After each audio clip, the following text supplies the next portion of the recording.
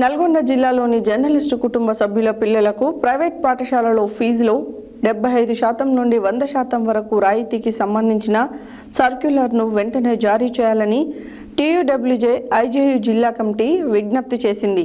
ఈ సందర్భంగా సంఘం నాయకులు మాట్లాడుతూ ఫీజులో రాయితీకి సంబంధించిన సర్క్యులర్ కోసం ఈ నెల 5వ తేదీన జిల్లా విద్యాశాఖ అధికారికి విజ్ఞప్తి చేయడం జరిగిందన్నారు. నల్గొండ జిల్లాలోని జర్నలిస్టుల కుటుంబ సభ్యుల పిల్లలకు ప్రైవేట్ పాఠశాలలో ఫీజులలో 75% నుంచి 100% వరకు రాయితీ సంబంధించిన సర్కులర్ను వెంటనే జారీ చేయాలని టీయూడబ్ల్యూజే ఐజేయు జిల్లా కమిటీ విజ్ఞప్తి చేసింది.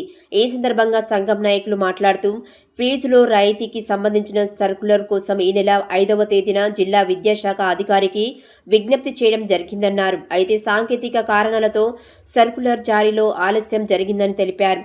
పాఠశాలల పునఃప్రారంభమైన దృష్ట్యా పేద మధ్యతరగతి కుటుంబాలు అత్యధిక ఉన్న జర్నలిస్టు కుటుంబ సభ్యులకు న్యాయం చేయాలని కోరారు.